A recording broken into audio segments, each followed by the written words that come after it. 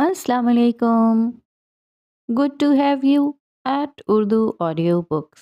حاضر خدمت ہے نور راجپوت کا ناول عنکبوت، ایپیسوڈ 37. مقام گردیزی ٹیکسٹائل فیکٹری. رات کا سیاہ مخملی پردہ لاہور شہر پر چھایا ہوا تھا اور گردیزی ٹیکسٹائل کا وسیع و عریض کمپاؤنڈ اس وقت خاموشی میں ڈوبا تھا. فیکٹری کی بلند و بالا دیواریں، جن پر خاردار تاریں کسی خوفناک تاج کی طرح لگی تھیں، اور جگہ جگہ نصب چمکدار CCTV کیمرے سیکیورٹی کا احساس دلاتے تھے. مرکزی دروازے پر روشنی تھی اور کبھی کبھار اندر سے گشت کرتے سیکیورٹی گارڈز کے بوٹوں کی چاپ سنائی دیتی تھی جو اس جمود کو توڑتی تھی. مگر آج کی رات معمول سے ہٹ کر تھی.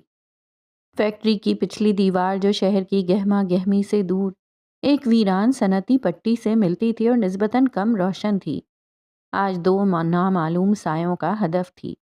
گہرے رنگ کے لباس میں ملبوس، جن کے چہروں پر نقاب تھے اور ہاتھوں میں دستانے. دو افراد دیوار کے ساتھ ساتھ دبے پاؤں آگے بڑھ رہے تھے. ان کے حرکات و سکنات میں ایک ایسی مہارت تھی جو ظاہر کرتی تھی کہ وہ تربیت یافتہ ہیں اور کسی خاص مقصد کے لیے یہاں آئے ہیں. ان میں سے ایک، جس کی کمر پر ایک چھوٹا بیگ لٹک رہا تھا اور جس کے انداز میں ایک ٹھہری ہوئی پھرتی تھی، دیوار کے قریب پہنچا. اس نے بیگ سے ایک چھوٹا دھاتی آلہ نکالا. یہ کوئی عام شے نہیں تھی، یہ کیمرہ بلاکر تھا. آلے سے نکلنے والی مدھم روشنی نے اوپر لگے CCTV کیمروں کو نشانہ بنایا. چند لمحوں کے لیے قریب کے تمام کیمروں کی تیز نگاہیں گویا اندھی ہو گئیں. ریکارڈنگ رک گئی، فیڈ منجمد ہو گئی. سیکیورٹی کنٹرول روم میں شاید یہ معمولی خرابی سمجھی جائے گی، کیا پتہ شاید محسوس ہی نہ ہو. کیفیت جانچنے کے بعد دوسرے کارندے نے، جس کا قد کاٹ قدرے مضبوط تھا، ایک ہلکی مگر مضبوط رسی نکالی جس کے سرے پر ایک گریپلنگ ہک لگی تھی. ایک ماہرانہ وار کے ساتھ اس نے ہک کو دیوار کے اوپر مضبوط کنارے میں پھنسایا.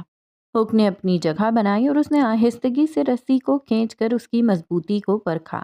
اطمینان ہونے پر وہ تیزی سے دیوار پر چڑھنا شروع ہوا.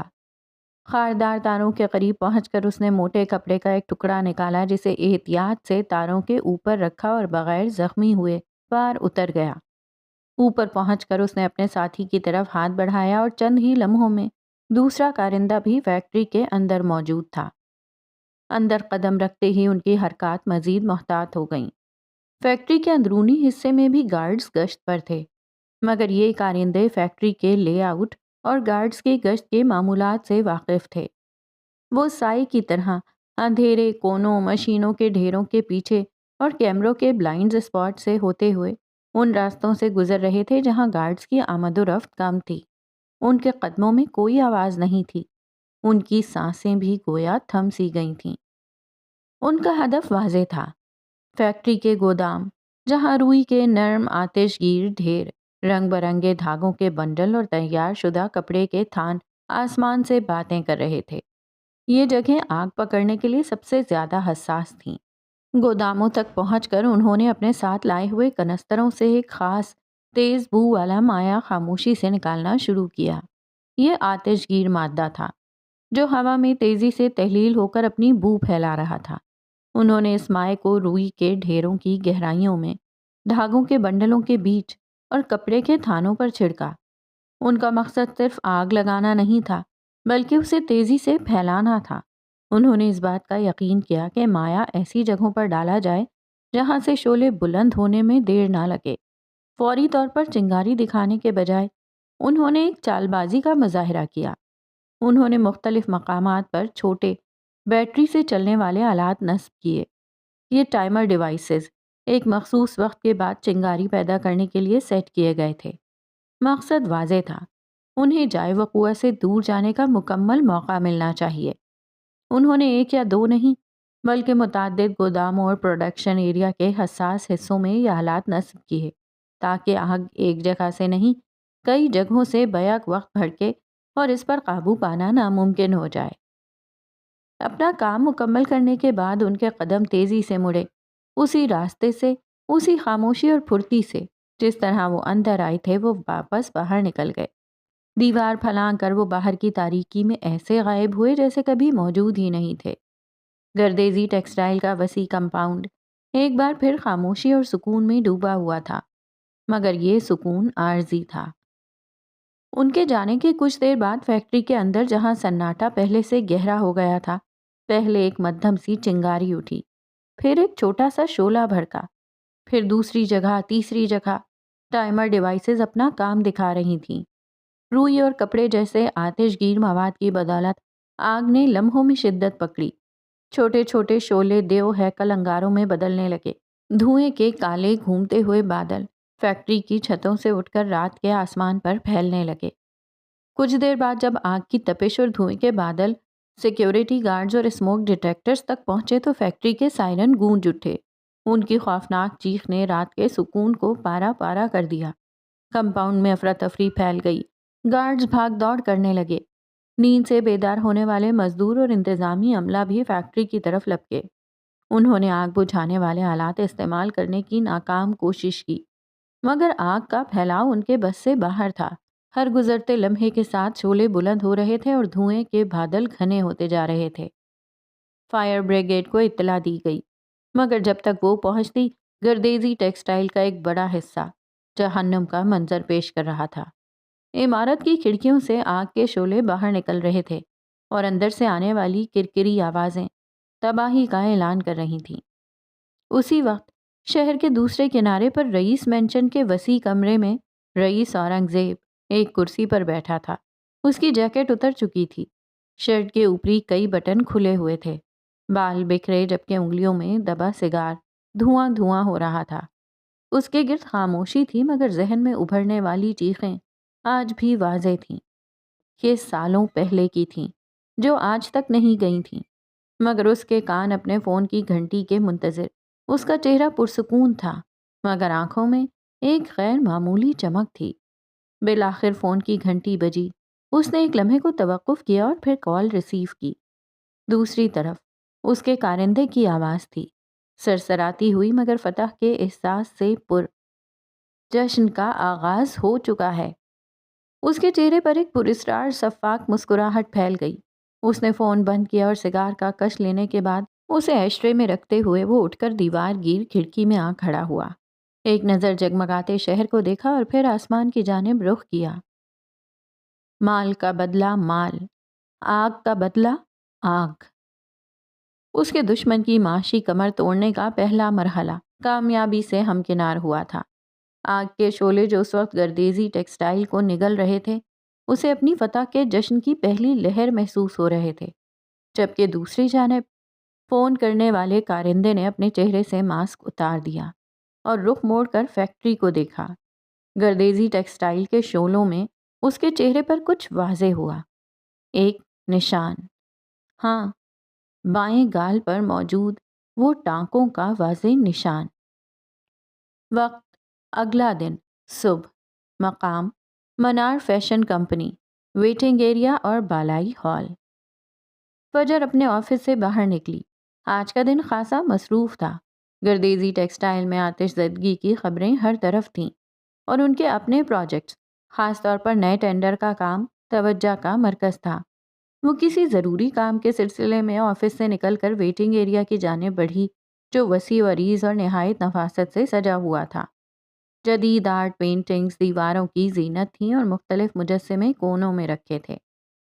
اسی نفیس ماحول میں اس کی نظر ایک غیر متوقع مہمان پر پڑی۔ وہ ٹھٹک گئی۔ ایک دبلی پتلی سی لڑکی، سیاہ گردن تک آتے بالوں والی، گہری چمکتی ہوئی آنکھوں والی، جیسے کسی نے ان میں ستارے بھر دیے ہوں۔ وہ ایک سلیو لیس فراک پہنے تھی اور اس کے پاؤں شوز میں قید تھے۔ وہ پیچھے دونوں ہاتھ باندھے نہایت توجہ سے ایک ڈیزائنر کی باتیں سن رہی تھی جو اسے وہاں موجود آرٹ پیسز کے بارے میں بتا رہا تھا۔ چہرہ مانوس لگا۔ فجر نے غور کیا تو چونک گئی۔ یہ روحی تھی، صفدر کی چھوٹی بہن، وہی روحی جس کی کل رات 15ویں سالگرہ منائی گئی تھی۔ فجر نے ریسیپشن پر موجود لڑکی سے پوچھا، یہ بچی؟ ریسیپشنسٹ نے فوراً جواب دیا، وہ صفدر صاحب کے ساتھ آئی ہیں میم، ان کی چھوٹی بہن ہیں۔ فجر نے ایک گہرا سانس لیا۔ صفدر، آج ٹینڈر پر کام شروع ہونا تھا۔ وہ صفدر کے آفس کی جانب بڑھی مگر اس کا آفس خالی تھا۔ کام کرتے ہوئے ڈیزائنرز کے درمیان سے گزر کر فجر اوپری ہال میں آ کر کھڑی ہو گئی۔ فون نکال کر صفدر کو کال میں لانے لگی۔ اسی لمحے اسے احساس ہوا کہ اس کی جانب کوئی بڑھ رہا ہے۔ مڑ کر دیکھا تو روحی تھی۔ وہ کسی ننھی پری کی طرح خاموشی سے اس کے پیچھے چلی آئی تھی۔ روحی نے کوئی سلام نہیں کیا، کوئی تمہید نہیں باندھی، بس صاف گوئی سے کام لیا۔ عقب سے روحی کی آواز ابھری جس میں بچوں کی سی مٹھاس نہیں بلکہ ایک چھوٹی عمر میں غیر معمولی پختگی تھی۔ صفدر بھیا ضروری کام سے گئے ہیں۔ فجر نے فون کان سے ہٹا لیا۔ روحی نے اس کے چہرے کے تاثرات پڑھے بغیر بات جاری رکھی۔ مجھے منار دیکھنا تھا اس لیے میں آ گئی۔ وہ ہال میں رکھے ایک صوفے پر بیٹھ گئی، نہایت اطمینان سے ٹانگ پر ٹانگ جمائے اور گردن ہلکی سی اکڑائے، جیسے دنیا کی سب سے اہم شخصیت ہو۔ فجر نے اسے دیکھا۔ اس کے انداز، بیٹھنے کے ڈھنگ میں ایک عجیب سی خود اعتمادی تھی جو اس کی عمر سے میل نہیں کھاتی تھی، یا شاید کھاتی تھی۔ فجر کو اس میں جانی پہچانی جھلک نظر آئی۔ اس نے سر ہلا کر وہاں سے نکلنے کا ارادہ کیا۔ یہ بچی صفدر کی ذمہ داری تھی، وہ یہاں رک کر کیا کرتی؟ مگر اس کے عقب میں پھر روحی کی آواز گونجی، اس بار زیادہ براہ راست، ایک سوال کی صورت میں۔ میں 15 سال کی ہوں، آپ کو کیوں لگا میں ڈال سے کھیلوں گی؟ فجر ٹھٹک کر رک گئی۔ ہاں، کل رات اس کی سالگرہ کے تحفے میں ایک گڑیا بھی تھی۔ اس کے نزدیک تو روحی ایک بچی ہی تو تھی۔ روحی نے اس کی حیرت کو نظر انداز کرتے ہوئے اگلا جملہ کہا، اور اسی طرح صوفے پر بیٹھی تھی گردن اکڑائے۔ آپ میرے لیے مکڑیاں لے آتی تو مجھے اچھا لگتا۔ اس بات پر فجر کو واقعی پلٹنا پڑا۔ اس نے حیرت سے روحی کو دیکھا جو اسے ہی دیکھ رہی تھی۔ اس کی سیاہ آنکھوں میں ایک عجیب سا اسپارک تھا۔ اس کے کندھے سے ایک چھوٹا سا نفیس بیگ لٹک رہا تھا۔ روحی نے گویا فجر کے دل میں جھانک لیا تھا۔ مجھے پتا ہے آپ کو مکڑیاں پسند ہیں اور مجھے بھی پسند ہیں۔ فجر کو فوراً ہوش آیا۔ یہ کیسی باتیں کر رہی تھی بچی؟ مکڑیاں؟ یہ بچوں کی باتیں نہیں ہیں، فجر نے تھوڑے سخت لہجے میں کہا۔ مکڑیاں زہریلی ہوتی ہیں، انہیں پسند نہیں کرتے، یہ خطرناک ہیں۔ میں 15 سال کی ہوں، بچی ہوں بھی نہیں۔ اس نے اطمینان سے اپنے بیگ کی زپ کھولی اور اندر سے ایک چیز نکالی۔ ایک چھوٹا سا گلاس کا چوکور جار تھا اور اس جار کے اندر ایک زندہ مکڑی۔ فجر پہلی بار واقعی چونکی۔ اس کا منہ حیرت سے کھل گیا۔ اسے اندازہ نہیں تھا کہ یہ معصوم سی دکھائی دینے والی بچی اپنے ساتھ ایسی چیز لیے گھومتی ہوگی۔ یہ بچوں کا کھیل نہیں ہے، پھینکو اسے، یہ کاٹ لے گی۔ وہ نامحسوس انداز میں اس کی جانب بڑھی۔ روحی نے کوئی رد عمل نہیں دیا۔ اس نے ہاتھ واپس کھینچ لیا۔ وہ اب مکڑی والے جار کو واپس احتیاط سے بیگ میں ڈال رہی تھی جیسے یہ کوئی معمولی کھلونا ہو۔ فجر ٹھٹک کر وہیں رک گئی۔ اس بچی کی بے خوافی اور عجیب پسند اسے شش و پنج میں ڈال رہی تھی۔ بے شک وہ مکڑی زہریلی نہیں ہوگی مگر لڑکیاں تو ڈرتی ہیں، پھر وہ کیوں نہیں ڈر رہی تھی؟ روحی نے بیگ بند کیا اور ایک بار پھر فجر کی آنکھوں میں دیکھا۔ اس کی آواز میں ایک تجسس تھا، گویا وہ اپنا علم بانٹنے کو بے تاب ہو۔ مکڑیاں اتنی بری نہیں ہوتی، انہیں سمجھنا چاہیے۔ اس کی پٹر پٹر چلتی زبان نے فجر کو واقعی لاجواب کر دیا۔ اسے سمجھ نہیں آ رہا تھا کہ اس غیر متوقع صورتحال پر کیا رد عمل دے۔ میں آپ کو ان کی کہانیاں سناؤں؟ روحی نے ایک پیشکش کی۔ فجر نے سر جھٹکا جیسے خود کو اس عجیب مکالمے سے باہر نکال رہی ہو۔ اس کے پاس کہنے کو کچھ نہیں تھا۔ اس نے روحی کی آنکھوں میں ایک آخری نظر ڈالی جو اب بھی چمک رہی تھی۔ وہ مڑی اور تیزی سے وہاں سے نکلتی چلی گئی، جبکہ روحی وہیں صوفے پر بیٹھی اسے جاتا دیکھتی رہی اور پھر کچھ لمحے بعد مسکراتے ہوئے اپنے بیگ کو کندھے سے لٹکائے خاموشی سے اس کے پیچھے لپکی، جیسے اسے معلوم تھا کہ فجر اب کہیں نہیں جا سکتی۔ وہ فجر اور اس کے ڈیزائنز کی بہت بڑی فین تھی۔ صفدر نے اسے کبھی بتایا نہیں تھا مگر وہ فجر روحی کے لیے آئیڈیل جیسی تھی۔ وہ اسے دیکھتی، اسے سنتی اور اس کی طرح بات کرنے کی کوشش کرتی۔ وہ اس کے جیسی بننا چاہتی تھی۔ پر کبھی بات نہیں ہوئی تھی اور آج اسے موقع مل گیا تھا، پھر اسے ضائع کیوں جانے دیا جاتا؟ وہ اب بھاگتے ہوئے فجر کی رفتار کا مقابلہ کرنے کی کوشش کر رہی تھی۔ وہاں کام کرنے والے ملازم آ جا رہے تھے، کچھ فجر کو دیکھ کر اسے سلام کر رہے تھے۔ فجر اب سیڑھیاں اتر رہی تھی، جبکہ اس کے پیچھے پیچھے روحی تھی جس کی زبان قینچی کی طرح چل رہی تھی۔ ایک دفعہ کا ذکر ہے کہ ایک چھوٹی سی مکڑی تھی جو بہت محنتی اور ذہین تھی۔ وہ ہمیشہ اپنے جال بناتی اور شکار کرتی تھی، مگر ایک دن اس نے سوچا کہ کیوں نہ کچھ نیا کیا جائے۔ مکڑی نے ایک خوبصورت جال بنایا جو بہت بڑا اور مضبوط تھا۔ جب اس کا جال مکمل ہوا تو وہ بہت خوش ہوئی، لیکن جب اس نے دیکھا کہ اس کا جال بہت بڑا ہے تو اس نے سوچا کہ اب اسے کچھ خاص شکار کرنا چاہیے۔ اسی دوران ایک دن ایک بڑی تتلی جال میں پھنس گئی۔ مکڑی نے سوچا یہ تو ایک خاص موقع ہے، مگر جب اس نے تتلی کو قریب سے دیکھا تو اسے احساس ہوا کہ یہ بہت خوبصورت ہے اور اس کا شکار کرنا صحیح نہیں ہوگا۔ اس نے تتلی کو آزاد کرنے کا فیصلہ کیا۔ تتلی نے مکڑی کا شکریہ ادا کیا اور کہا، تم نے مجھے آزاد کر دیا، میں تمہیں اپنی دوستی کی پیشکش کرتی ہوں۔ مکڑی نے خوشی خوشی اس کی دوستی قبول کر لی۔ دیکھا، تمام مکڑیاں بری نہیں ہوتی، کچھ اچھی بھی ہوتی ہیں اور دوستی بھی کرتی ہیں۔ کیا آپ کو یہ کہانی پسند آئی؟ وہ ہانپنے لگ گئی تھی جبکہ فجر اس کی باتوں کا کوئی جواب دیے بنا تیزی سے آگے بڑھ رہی تھی۔ چلے میں آپ کو دوسری کہانی سناتی ہوں۔ روحی نے ہار نہیں مانی تھی۔ اس کہانی کا آغاز اس وقت ہوتا ہے جب ایک خوبصورت جنگل میں ایک زہریلی مکڑی رہتی تھی۔ اس کا زہر اتنا طاقتور تھا کہ وہ اپنے شکار کو فوراً بے ہوش کر دیتی تھی۔ دوسرے جانور اس سے ڈرتے تھے اور اس کے قریب آنے کی ہمت نہیں کرتے تھے۔ مکڑی اکیلی رہ گئی تھی اور اسے بہت زیادہ تنہائی محسوس ہوتی تھی۔ ایک دن ایک چھوٹی سی چڑیا اس کے پاس آئی اور اس نے مکڑی سے پوچھا کہ کیوں وہ اتنی اکیلی ہے۔ مکڑی نے اپنی کہانی سنائی اور بتایا کہ اس کے زہر کی وجہ سے سب اس سے ڈرتے ہیں۔ چڑیا نے کہا کہ اس کا زہر صرف ایک چیز ہے، لیکن اس کی حقیقت یہ ہے کہ وہ ایک خوبصورت اور مہربان دل کی مالک ہے۔ چڑیا نے مکڑی کو سمجھایا کہ وہ اپنے زہر کو ایک طاقت کے طور پر نہیں بلکہ ایک چیلنج کے طور پر لے۔ اگر وہ اپنے زہر کے بجائے اپنی خوبیوں کو سامنے لائے تو دوسرے جانور اس کے دوست بن سکتے ہیں۔ مکڑی نے چڑیا کی بات سنی اور اپنی زندگی میں تبدیلی لانے کا فیصلہ کیا۔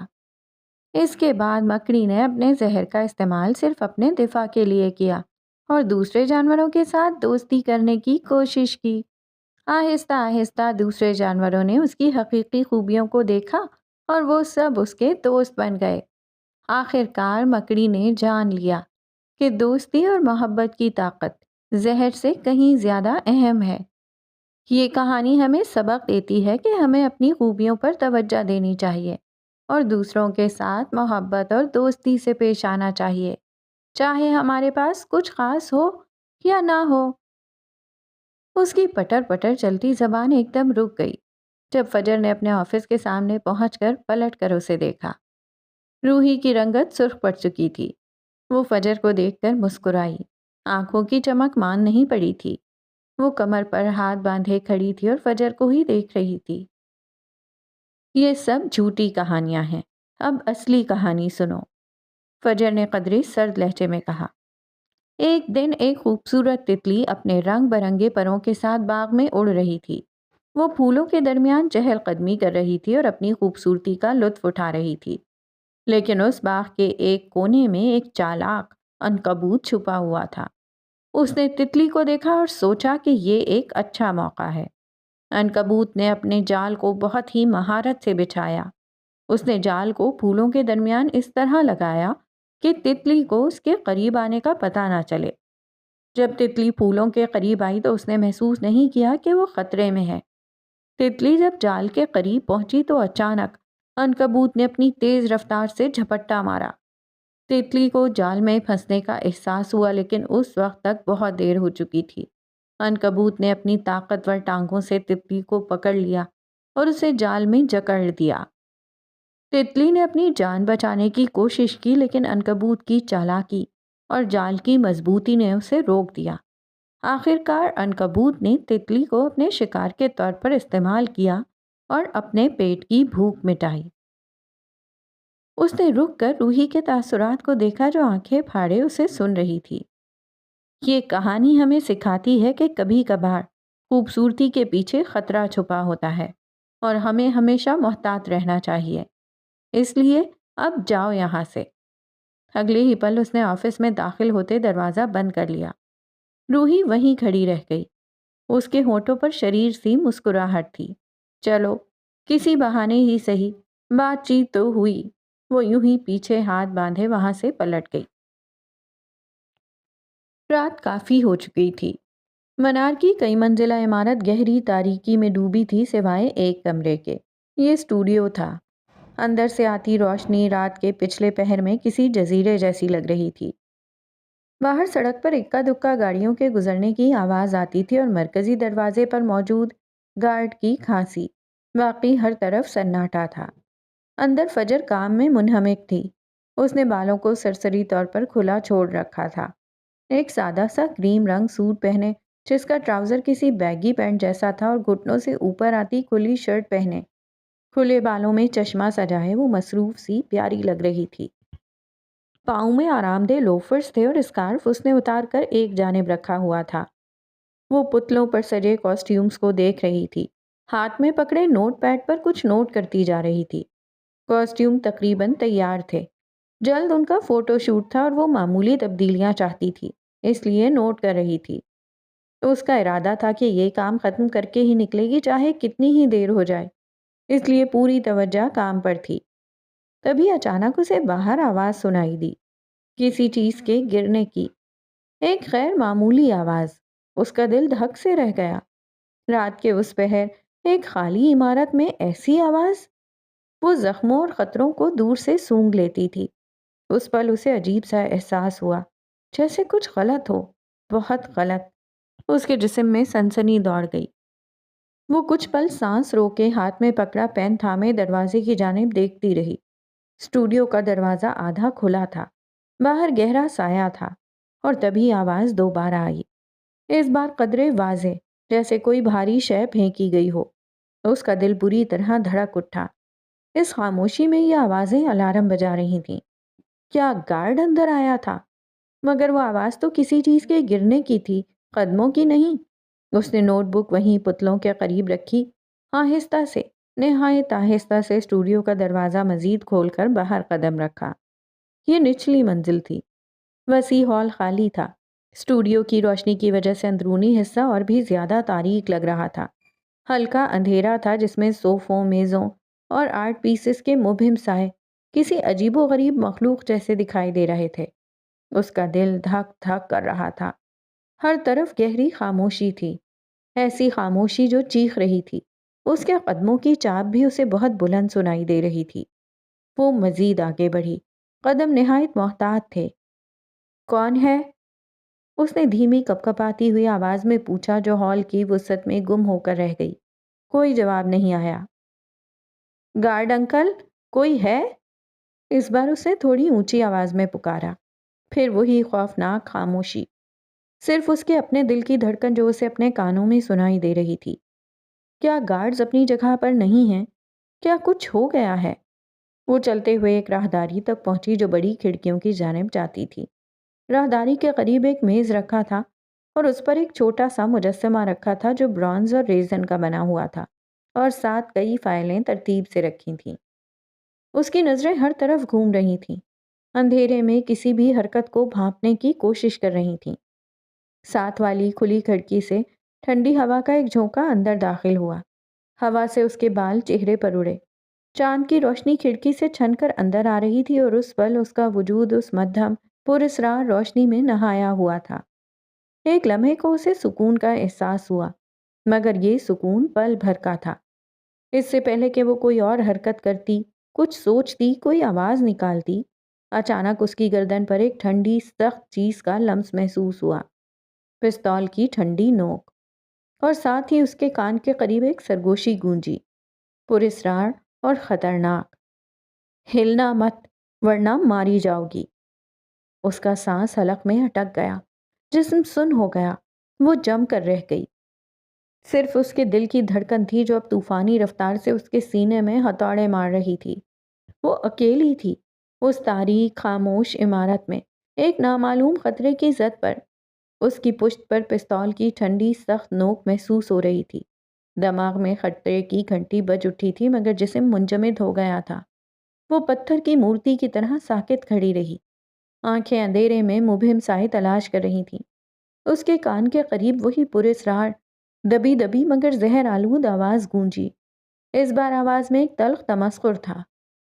تمہیں کیا لگا تھا فجر معراج؟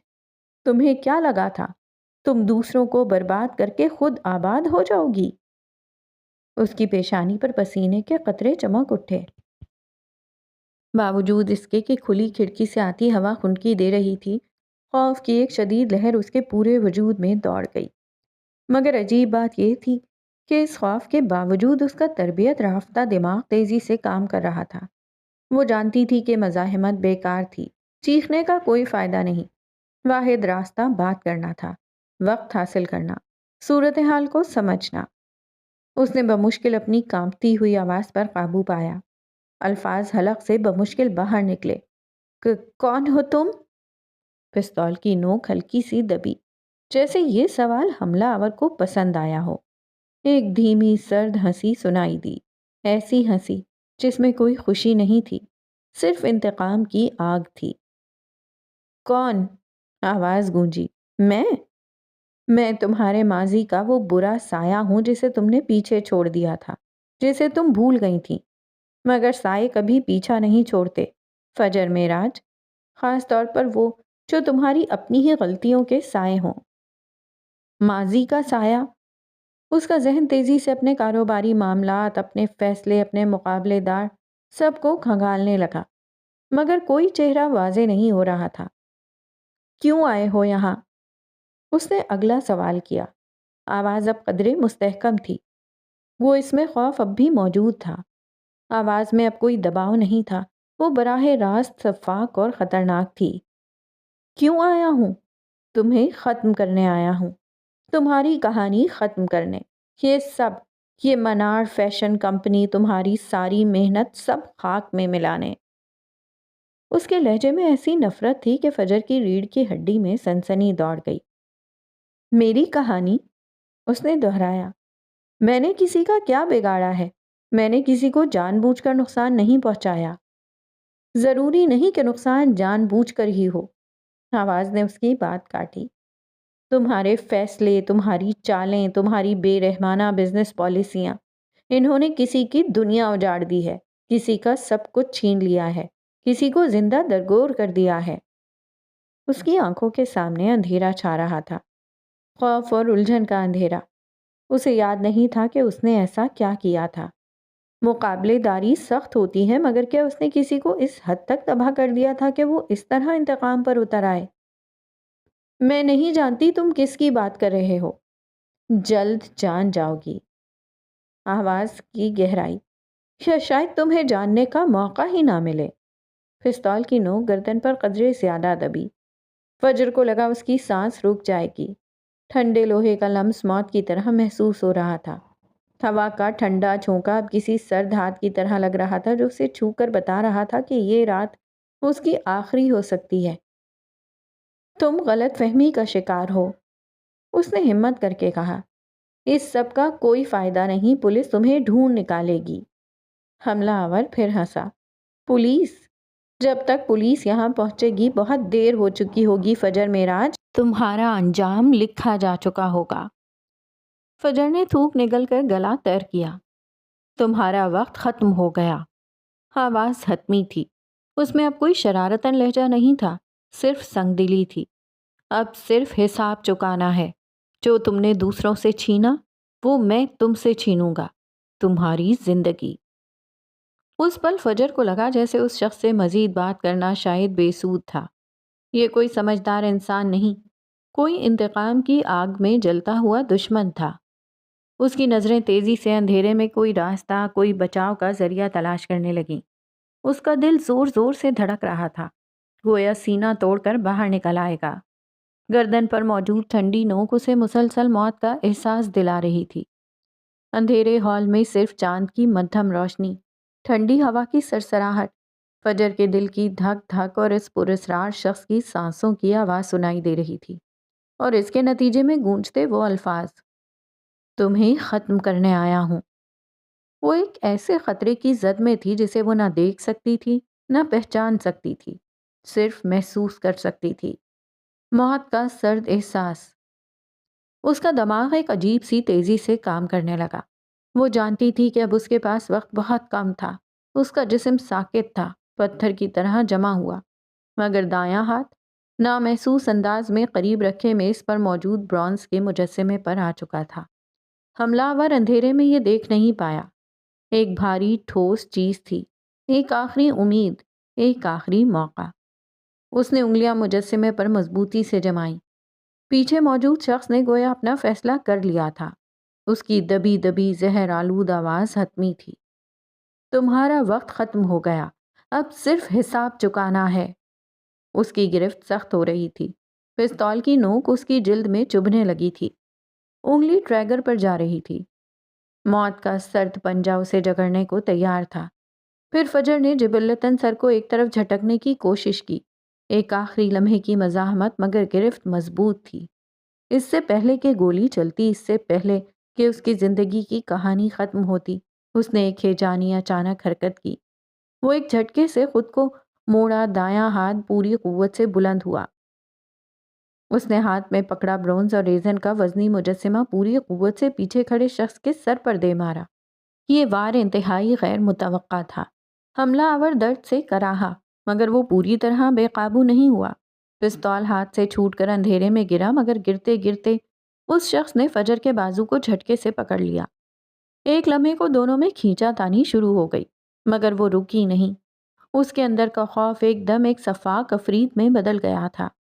یہ مرنے اور مارنے کا لمحہ تھا۔ اس کا مرنے کا کوئی ارادہ نہیں تھا۔ وہ جانتی تھی کہ ذرا سی بھی ڈھیل اس کی موت کا وارث بنے گی۔ اس نے پاگلوں کی طرح ہیجانی انداز میں اسی وزنی مجسمے سے سامنے لڑکھڑاتے شخص پر وار کرنے شروع کر دیے، ایک کے بعد ایک وار، پوری قوت سے۔ مجسمہ اس کے ہاتھوں میں جانور کی طرح زندہ ہو گیا تھا۔ وہ اسے گھماتی، اٹھاتی اور زور سے مارتی۔ وہ شخص مزاحمت کر رہا تھا۔ اس کے ہاتھ فجر کے بازوؤں، کندھوں پر پڑ رہے تھے۔ اندھیرے میں ایک ہولناک کشمکش جاری تھی۔ وہ فجر کو خود سے دور دھکیلنے، اس کے ہاتھ سے مجسمہ چھیننے کی کوشش کر رہا تھا، مگر فجر کے وار اتنے شدید تھے کہ وہ پوری طرح کھڑا نہ ہو سکا۔ لڑکھڑاتے ہوئے وہ دونوں قریب کی میز سے ٹکرائے۔ مجسمے، فائلیں نیچے گریں۔ فجر کا ہاتھ میز کے کنارے سے رگڑ کھا گیا۔ ایک تیز درد کی لہر اٹھی، مگر اسے محسوس کرنے کا وقت نہیں تھا۔ اس شخص کا ایک وار فجر کے چہرے پر لگا، شاید اس کے ہاتھ کا پشت، جس سے اس کے جبڑے میں شدید درد ہوا، مگر اس نے گرفت نہیں چھوڑی۔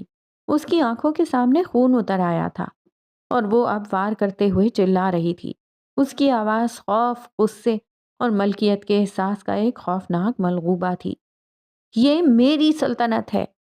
وہ دہاڑتی رہی، ہر وار کے ساتھ اس کی آواز میں شدت آتی گئی۔ یہ میری ہے۔ دھڑم، مجسمہ لگا، وہ شخص لڑکھڑایا۔ یہ میں نے بنائی ہے۔ ایک اور ضرب، وہ گرنے لگا۔ کوئی اسے مٹا نہیں سکتا، کوئی نہیں۔ اس کی چیخیں خالی ہال میں گونج رہی تھیں۔ ہر ضرب کے ساتھ، ہر چیخ کے ساتھ اس کے اندر کی جبلت بقا اسے مزید طاقت دے رہی تھی۔ وہ اب ایک خوفزدہ عورت نہیں تھی۔ وہ اپنے وجود، اپنی محنت، اپنی سلطنت کا دفاع کرنے والی ایک ایسی قوت تھی جو کسی بھی حد تک جا سکتی تھی۔ وہ تب تک وار کرتی رہی، تب تک مارتی رہی، جب تک مجسمے کی متواتر ضربوں سے اس شخص کا جسم ڈھیلا پڑ کر ساکت، بے جان نہیں ہو گیا، جب تک اس کے سر سے خون کا فوارہ ابل نہیں پڑا اور اس کا فرش پر پڑا وجود پہچاننے کے قابل نہیں رہا۔ مجسمہ اس کے ہاتھ میں خون سے لت پت تھا۔ آخری وار کرنے کے بعد فجر ہانپتی ہوئی، لرزتی ہوئی اس کے بے جان وجود پر کھڑی ہو گئی۔ اس کے ہاتھ میں خون آلود مجسمہ تھا۔ اس کے چہرے، اس کے کپڑوں پر خون کے چھینٹے تھے، بازو پر خراشیں تھیں، جبڑے میں درد اور جسم پر کہیں اور بھی ضربات کے نشان تھے، مگر وہ زندہ تھی۔ وہ زندہ بچ گئی تھی۔ اس نے ایک جان لے لی تھی، اپنی جان بچانے کے لیے، اپنی سلطنت کو بچانے کے لیے۔ اس کے دل میں وحشت اور فتح کا ایک خوفناک امتزاج تھا۔ اندھیرے ہال میں صرف اس کی تیز سانسوں کی آواز، اس کے دل کی دھڑکن اور موت کی خاموشی تھی۔ اس نے خود کو بچا لیا تھا مگر اس کی قیمت بہت خوفناک تھی۔ آج اس نے اپنے بارے میں مشہور اس قول پر مہر لگا دی تھی کہ وہ پہچان چھیننے والوں کو چیر پھاڑ کر کھا جاتی تھی۔ منار میں چھائی یہ خاموشی زیادہ دیر قائم نہ رہی۔ دور سے سائرن کی گونج سنائی دی، پہلے مدھم پھر تیز ہوتی ہوئی۔ نیلی اور لال روشنیاں عمارت کے باہر چمکنے لگیں۔ پولیس پہنچ چکی تھی۔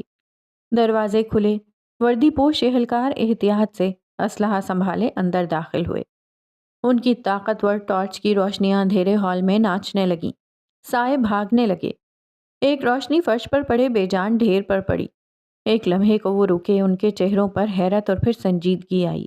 انہوں نے وائرلیس پر کچھ کہا۔ یہاں ایک لاش ہے۔ پھر باہر سے کسی اور افسر کی بلند آواز سنائی دی۔ اس کی آواز میں اضطراب تھا۔ سر، باہر 2 لاشیں ہیں، گارڈ اور کیئر ٹیکر دونوں۔ فجر کو احساس ہوا کہ وہ صرف ایک شخص نہیں تھا جو اندر آیا تھا، یہ ایک منظم خوفناک حملہ تھا۔ باہر کا پہرے دار، آفس کی دیکھ بھال کرنے والا، وہ دونوں بھی مارے گئے تھے۔ ایک سرد لہر فجر کے وجود میں دوڑ گئی۔ رفتہ رفتہ ہال پولیس اہلکاروں سے بھرنے لگا۔ جائے وقوع کو محفوظ کیا جا رہا تھا۔ فورینزک ٹیمیں پہنچنے لگیں۔ روشنی کا انتظام کیا گیا۔ اس ساری گہما گہمی کے بیچ فجر ایک جانب کھڑی رہی، خون آلود ہاتھوں میں مجسمہ تھامے۔ کچھ دیر بعد صفدر کی فیملی پہنچی۔ ان کے چہروں پر پریشانی اور صدمہ تھا۔ صفدر بھی ان کے ساتھ تھا۔ اس کی آنکھوں میں ہول تھا۔ کمپنی کے کچھ سینئر مینیجر بھی آ گئے تھے۔ ان کے چہروں پر تفتیش اور بے یقینی تھی۔ ہال کے ایک کنارے پر ایک صوفے پر فجر بیٹھی تھی۔ کسی مہربان ہاتھ نے شاید اس کے ہاتھ سے مجسمہ لے لیا تھا اور اس کے کندھوں پر ایک اسکارف لپیٹ دیا تھا۔ وہ ساکت تھی، جسم ڈھیلا، آنکھیں خالی۔ اس کے کپڑے، اس کا ہاتھ، اس کا چہرہ، سب خون کے چھینٹوں سے رنگا ہوا تھا۔ وہ کسی پتھر کے بت کی طرح دکھائی دے رہی تھی۔ اس کی آنکھوں میں باقی ماندہ روشنی بھی جیسے اس ہولناک حادثے کے بعد چلی گئی ہو۔ باہر میڈیا والے بھی آ چکے تھے۔ کیمروں کی فلیش لائٹس مسلسل چمک رہی تھیں۔ اندر لاش کی تصویریں لی جا رہی تھیں۔ جائے وقوع کا باریک بینی سے معائنہ ہو رہا تھا۔ سیکیورٹی کنٹرول روم میں پولیس اہلکار کیمرہ ریکارڈنگ دیکھ رہے تھے۔ وہ لمحات جب کیمرے جیم ہوئے تھے، جب حملہ آور اندر داخل ہوئے تھے، اور شاید آخری لمحات کی دھندلی خوفناک جھلک۔ فجر سے بار بار سوال پوچھے جا رہے تھے۔ ایک پولیس افسر اس کے سامنے بیٹھا کبھی نرمی سے، کبھی قدرے سختی سے اسے جھنجھوڑنے کی کوشش کر رہا تھا۔ آپ کا نام؟ خاموشی۔ یہ شخص کون ہے؟ آپ اسے جانتی ہیں؟ خاموشی۔ یہ سب کیسے ہوا؟ آپ کیسے بچیں؟ خاموشی۔ مینیجرز فکر مندی سے اسے دیکھ رہے تھے۔ صفدر کی فیملی کے چہروں پر ترس کے ساتھ الجھن تھی۔ میڈیا کے کیمروں کے فلیش اس کے خون آلود چہرے پر پڑ رہی تھی، مگر فجر کوئی جواب نہیں دے رہی تھی۔ وہ گونگی ہو گئی تھی۔ اس کے اندر خوف ہی خوف تھا۔ اس خوف نے اسے منجمد کر دیا تھا۔ اس کے دماغ میں صرف وہی آخری لمحات گھوم رہے تھے، ٹھنڈی نوک، خون، چیخیں، اور وہ مجسمہ، وہ جنگ جو اس نے اپنی جان بچانے کے لیے لڑی تھی۔ اس نے ایک جان لے لی تھی۔ یہ کوئی چھوٹی بات نہیں تھی، یہ ایک ایسی حقیقت تھی جس نے اس کے وجود کی جڑیں ہلا دی تھیں۔ وہ بس بیٹھی رہی، خون آلود، خاموش، اپنی ہی سلطنت کے تباہ شدہ کنارے پر۔ آنکھوں میں کوئی چمک نہیں، چہرے پر کوئی تاثر نہیں، صرف خوف اور صدمے کی گہری، کبھی نہ مٹنے والی چھاپ۔ وہ اب وہ فجر نہیں تھی جو کچھ گھنٹے پہلے اسٹوڈیو میں کاسٹیومز کو دیکھ رہی تھی۔ یہ فجر مختلف تھی۔ اس نے ایک جان لے لی تھی۔ رات کا پچھلا پہر تھا۔ شہر ابھی پوری طرح بیدار نہیں ہوا تھا۔ نجی اسپتال کی راہداری میں گہری خاموشی طاری تھی، جسے صرف دور سے آتی مشینوں کی مدھم بیپ یا کبھی کبھار کسی نرس کے قدموں کی چاپ توڑتی تھی۔ فضا میں دوائیوں اور ڈس انفیکٹنٹ کی بو رچی بسی تھی۔ ایک کمرے کے باہر، جس کا دروازہ نیم وا تھا، ایک جوان شخص ساکت کھڑا تھا۔ اس کے چہرے پر تھکن، پریشانی اور گہرا صدمہ تھا۔ یہ ارسل تھا، برہان گردیزی کا اکلوتا بیٹا۔ وہ 3 سال بعد پاکستان لوٹا تھا اور آتے ہی اسے اپنے خاندانی کاروبار کی تباہی اور والد کی یہ حالت دیکھنی پڑی تھی۔ وہ کمرے کے اندر جانے کی ہمت نہیں کر پا رہا تھا، اس کے قدم جم گئے تھے، بس دروازے کے باہر خاموش کھڑا اندر جھانک رہا تھا۔ اندر اسپتال کے سفید بیڈ پر برہان گردیزی لیٹے تھے۔ ان کا چہرہ پیلا پڑ چکا تھا، جیسے کسی نے سارا خون نچوڑ لیا ہو۔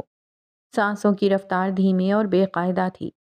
ایک ہاتھ میں کینولا لگا تھا جس کے ذریعے ڈرپ ان کے جسم میں جا رہی تھی، اور سینے پر مانیٹر کی تاریں لگی تھیں جو دل کی دھڑکن کو ریکارڈ کر رہی تھیں۔ دل کا دورہ شدید تھا۔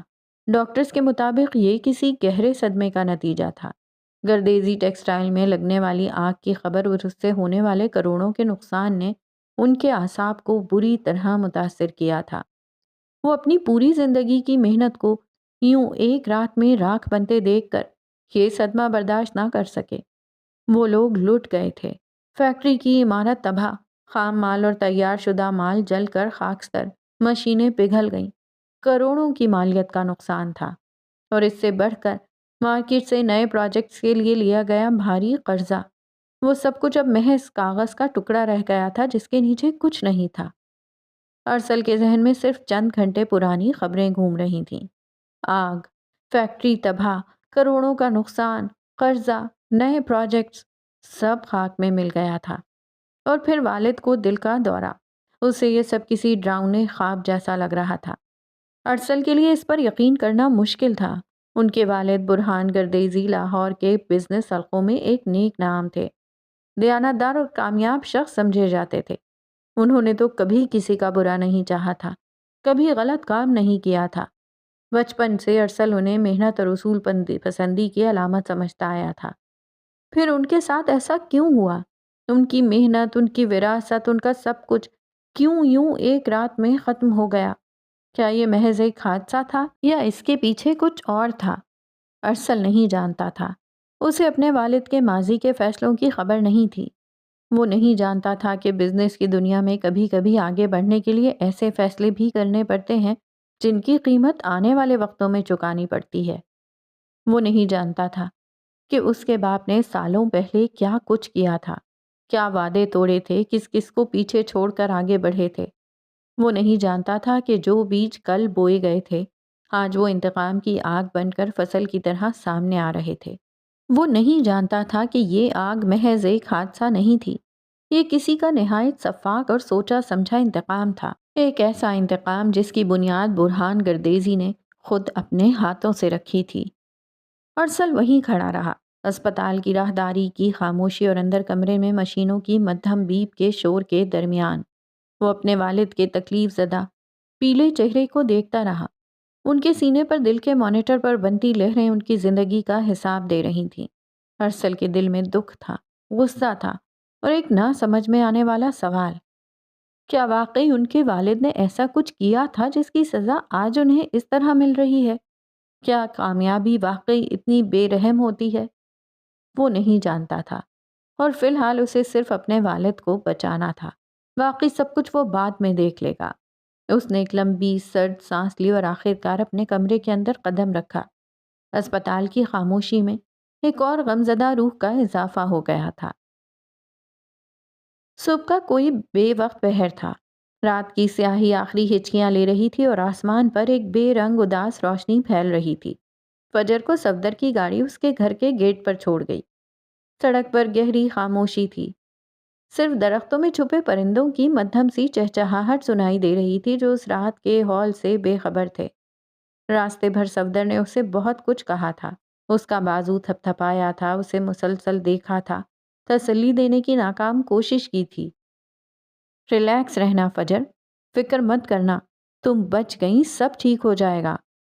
اس کی آواز پریشان تھی، مگر فجر نے کوئی جواب نہیں دیا تھا۔ وہ گاڑی کی سیٹ پر بیٹھی رہی، ایک بے جان شے کی طرح۔ اس کا وجود وہاں تھا ہی نہیں۔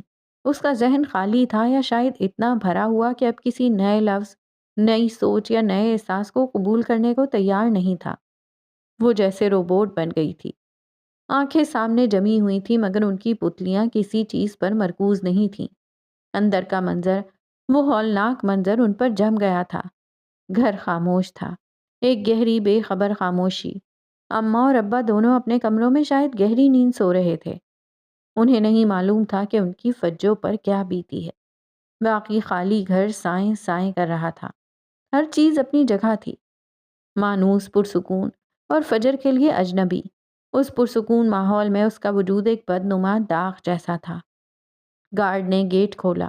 اس کی آنکھوں میں رات گئے لوٹنے پر ہونے والے معمول کی حیرت نہیں تھی، بلکہ ایک شدید صدمہ تھا۔ فجر کا حلیہ، اس کے کپڑوں پر گہرے سیاہ ہو چکے خون کے دھبے تھے جو اب خشک ہونے لگے تھے۔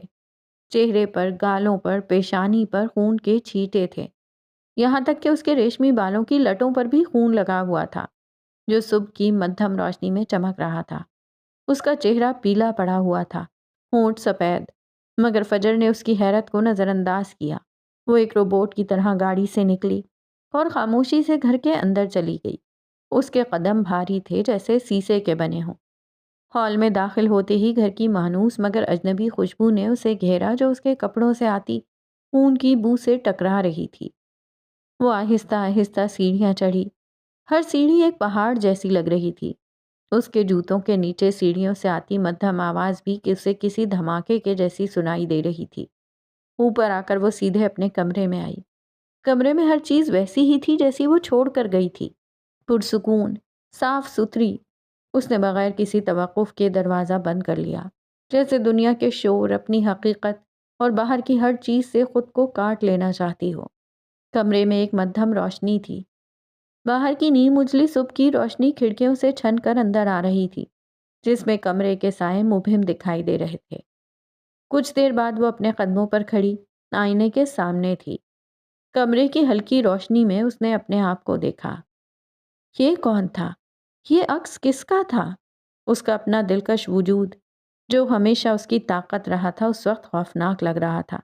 آنکھوں میں وہ چمک رہی تھی جو فجر کی پہچان تھی۔ وہ ہیزل آنکھیں بجھی بجھی تھیں، گہری، خالی، چہرہ اترا ہوا، بالوں کی لٹیں بکھری ہوئی اور ان پر خون۔ اس کے خوبصورت چہرے پر، اس کے کپڑوں پر، اس کے بالوں پر خون لگا ہوا تھا۔ صبح کی روشنی میں خون کے چھینٹے گہرے سیاہ دھبوں کی طرح دکھائی دے رہے تھے۔ اس نے اپنا کپکپاتا ہاتھ آہستہ سے اپنے چہرے کی جانب بڑھایا۔ انگلیوں کے پوروں نے ٹھنڈے خشک ہوتے خون کے چھینٹوں کو چھوا۔ کھردرا سا احساس ہوا۔ ایک دم سے اس رات کی سردی، اس شخص کی کراہیں، مجسمے کا وزن اور اپنی گردن پر پستول کی ٹھنڈی نوک محسوس ہوئی، جیسے وہ سب کچھ اس کے جسم میں جذب ہو گیا ہو۔ یہ سچ تھا، یہ سب ہوا تھا اس کے ہاتھوں۔ وہ شخص، خون۔ اس کا دل سینے میں تڑپ رہا تھا۔ ایک نہ سمجھے جانے والے درد کی لہر اٹھی جو اس کے پورے وجود میں پھیل گئی۔ گہری، خاموش وحشت اس کے اندر سے پھوٹنے لگی۔ اس کی ہیزل آنکھوں میں نمی بھرنے لگی۔ پہلے ایک آنسو لڑکا، گرم، جو گال پر موجود خون کے چھینٹے سے ملا، پھر دوسرا۔ سسکیاں اس کے سینے سے نکلنے کی کوشش کرنے لگیں، پہلے دبی دبی، پھر شدت سے۔ کچھ دیر بعد سسکنے کی آوازیں اس کے قابو میں نہ رہیں۔ وہ سسکنے لگی، سسکیاں بڑھتی گئیں اور وہ وہیں فرش پر ڈھیر ہو گئی۔ گھٹنوں کے بل گری اور پھر پہلو کے بل گر گئی۔ خون آلود کپڑوں میں وہ زمین پر گر گئی، اس کا جسم بے جان سا ہو گیا تھا۔ وہ رونے لگی، بے اختیار، بے طرح، جیسے اس کے اندر کا سارا درد، سارا خوف، سارا صدمہ، سارا ہیجان آنسوؤں کی صورت بہہ نکلنا چاہتا ہو۔ یہ رونے کی آواز اس کی اپنی نہیں لگ رہی تھی، یہ کسی زخمی جانور کی کراہ تھی، کسی ٹوٹے ہوئے وجود کی چٹخ۔ وہ اپنے ہاتھ چہرے پر پھیر رہی تھی جیسے اس گندگی، اس خون کو مٹا دینا چاہتی ہو۔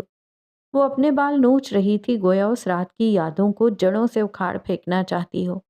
اس کے آنسو گالوں پر خون کے نشانوں کو بہا رہے تھے، ایک بدصورت دردناک لکیر بناتے ہوئے۔ اس کے اندر کے عفریت نے، اس کی بقا کی جبلت نے اسے تو بچا لیا تھا، مگر اس کی ساری روشنی چلی گئی تھی۔ وہ جگنو جو اس کی آنکھ میں چمکتا تھا بجھ گیا تھا۔ ایک جان، اس کے ہاتھوں مارا گیا شخص، یہ کوئی چھوٹی بات نہیں تھی، یہ حقیقت تھی۔ اس کے جوان دل پر کسی ہتھوڑے کی طرح لگی تھی۔ 25 سالہ فجر کا دل کسی عام لڑکی کی طرح تڑپ رہا تھا۔ یہ درد، یہ ہیبت، اس نے کبھی نہیں سوچا تھا کہ اسے ایسا محسوس ہوگا۔ اسے اپنی جان بچانے کے لیے دوسروں کی جان لینی پڑے گی۔ جانے کتنی دیر وہ یوں ہی روتی رہی، تڑپتی رہی، جانے کتنے سالوں بعد وہ یوں بے اختیار روئی تھی۔ آہستہ آہستہ رونے کی شدت کم ہوتی گئی۔ جسم تھک کر چور ہو گیا۔ درد اور صدمے نے اسے نڈھال کر دیا۔ وہ وہیں چمچماتے ٹھنڈے فرش پر ڈھیر ہو گئی۔ اس کے ریشمی خون آلود بال فرش پر بکھرے ہوئے تھے۔ صبح کی روشنی آہستہ آہستہ کمرے میں پھیل رہی تھی اور وہ دائیں جانب کروٹ لیے لیٹ گئی۔ آنسو اب بھی بہہ رہے تھے مگر اب سسکیاں دب گئی تھیں۔ آہستہ آہستہ تھکن، درد اور صدمے کے گہرے گڑھے میں وہ ڈوبتی گئی اور سو گئی۔ خون آلود چہرہ، بکھرے بال اور ٹھنڈے فرش پر بکھری اس کی ٹوٹی ہوئی روح۔ گھر خاموش رہا، دنیا بے خبر رہی اور فجر کی آنکھوں کی چمک کہیں تاریکی میں اس رات کے ہال میں ہمیشہ کے لیے گم ہو گئی۔ منار فیشن کمپنی کے بالائی ہال میں ہونے والے اس ہولناک واقعے کے بعد 10 دن یوں گزرے جیسے ایک صدی۔ لاہور میں ایک ہی خبر گردش کر رہی تھی، گردیزی ٹیکسٹائل میں آتش زدگی اور منار فیشن کمپنی میں قتل۔ پولیس کی تفتیش، فورینزک ٹیمیں، میڈیا کا ہجوم، ہر طرف افراتفری تھی۔ منار کی عمارت کو سیل کر دیا گیا، جائے وقوع کو گھیر لیا گیا۔ 3 جانیں گئی تھیں، باہر گیٹ پر موجود گارڈ، آفس کیئر ٹیکر اور اندر وہ نامعلوم حملہ آور جسے فجر نے مارا تھا۔ اس شخص کی ابھی تک مکمل پہچان نہیں ہو پائی تھی۔ اس کا تعلق کس سے تھا، وہ کون تھا، یہ سب راز ابھی راز ہی تھے۔ شہر میں ایک ہی خبر گردش کر رہی تھی، منار کا قتل عام اور خونخوار بزنس وومن۔ کیمرے کی وہ دھندلی ریکارڈنگ جس میں فجر اپنی جان بچانے کے لیے ایک شخص سے لڑ رہی تھی اور پھر اسے مار رہی تھی، بار بار نیوز چینلز پر دکھائی گئی۔ اسے ایک عورت کا وحشیانہ روپ قرار دیا گیا، فجر معراج۔ یہ نام اب گمنام نہیں رہا تھا۔ لوگ سڑکوں پر، بازاروں میں، ڈرائنگ رومز میں اس کے بارے میں باتیں کر رہے تھے۔ کچھ اس کے خلاف تھے، اسے قاتل کہہ رہے تھے۔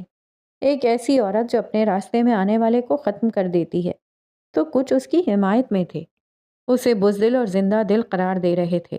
ایک ایسی عورت جس نے زندگی کے لیے لڑنا جانا تھا، بدنامی کے باوجود اسے ایک عجیب سا نام مل گیا تھا، منار فیشن کمپنی، جسے پہلے صرف بزنس حلقے جانتے تھے، اب پورے پاکستان میں ایک جانی پہچانی نام بن گئی تھی۔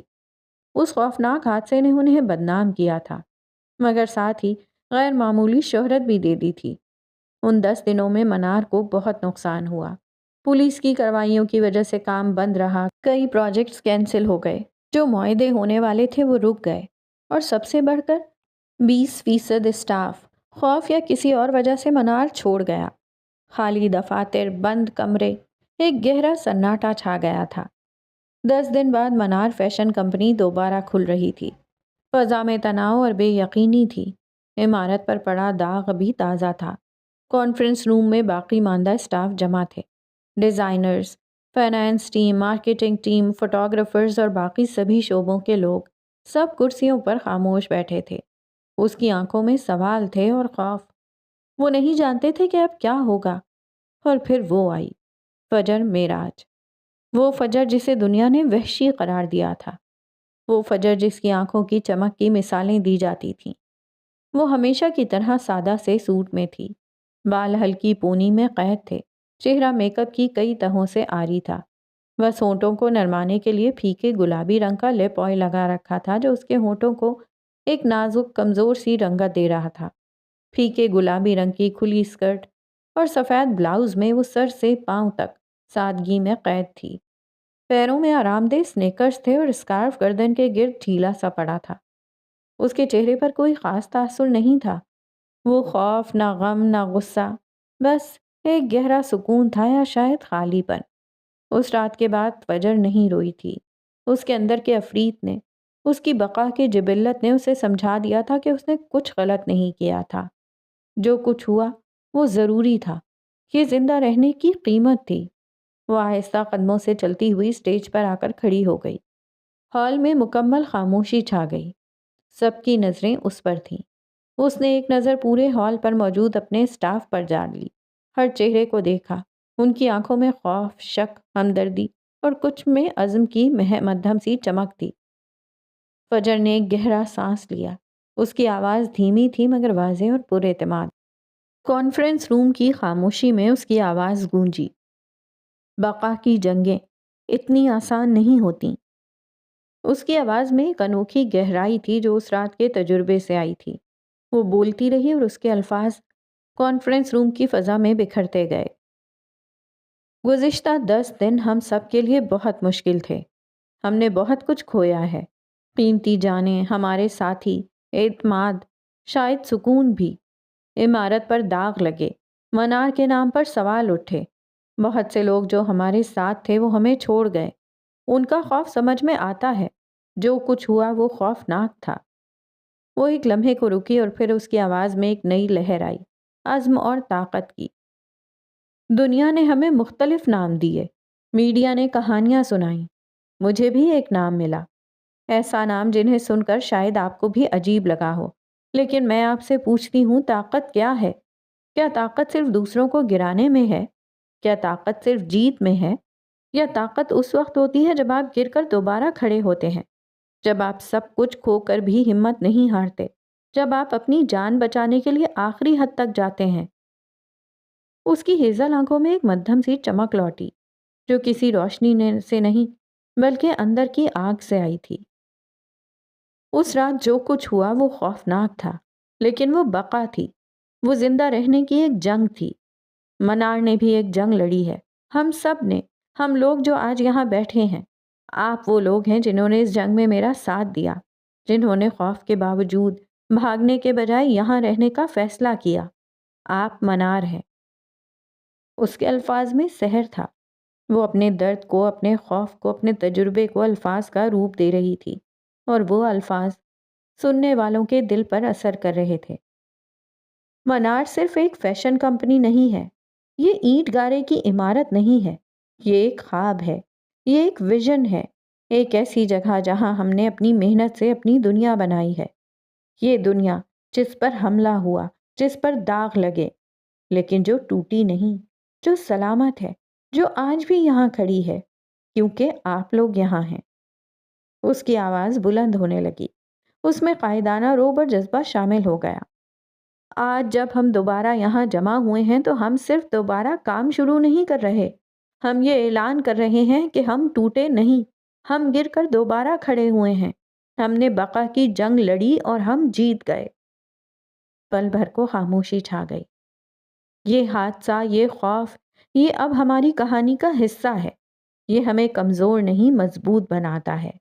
ہم جانتے ہیں کہ بقا کی جنگیں اتنی آسان نہیں ہوتی، لیکن ہم یہ بھی جانتے ہیں کہ ہم انہیں لڑ سکتے ہیں اور جیت سکتے ہیں۔ میں آپ سب کا تہہ دل سے شکریہ ادا کرتی ہوں جو یہاں ہیں، جو منار پر یقین رکھتے ہیں۔ آئیے مل کر اس داغ کو اپنی طاقت بنائیں۔ آئیے منار کو دوبارہ تعمیر کریں، پہلے سے زیادہ مضبوط، پہلے سے زیادہ روشن۔ آئیے دنیا کو دکھا دیں کہ ہم کون ہیں۔ فجر خاموش ہو گئی۔ ہال میں مکمل خاموشی تھی۔ سٹاف اسے دیکھ رہا تھا۔ ان کے چہروں پر خوف کی جگہ اب حیرت اور پھر آہستہ آہستہ عزم کی چمک پیدا ہو رہی تھی۔ وہ لفظوں کے سحر میں گرفتار ہو گئے تھے۔ وہ اپنی قائد کی آنکھوں میں اپنے مستقبل کی جھلک دیکھ رہے تھے۔ اور پھر تالیاں بجیں، پہلے ایک، پھر دو، اور پھر پورا ہال تالیوں کی گونج سے بھر گیا۔ تالیاں جو عزم کی تھیں، جو شکریہ کی تھیں، جو ایک نئے آغاز کی تھیں۔ فجر اسٹیج پر کھڑی رہی، چہرے پر وہی گہرا سکون اور خالی پن۔ اس نے ایک جنگ لڑی تھی اور وہ جیت گئی تھی۔ اس کے اندر کی روشنی شاید مان پڑ گئی تھی، مگر ایک نئی، زیادہ سخت جان چمک اس کی جگہ لے رہی تھی، بقا کی چمک۔ اس کی سادگی میں، اس کی آواز کی گہرائی میں، اس کے الفاظ کی طاقت میں ایک ایسی خوبصورتی تھی جس نے سننے والوں کو حیران کر دیا تھا۔ وہ داغدار تھی، زخمی تھی، مگر ٹوٹی ہوئی نہیں تھی۔ وہ فجر معراج تھی جو زندہ بچ گئی تھی، دی سروائیور۔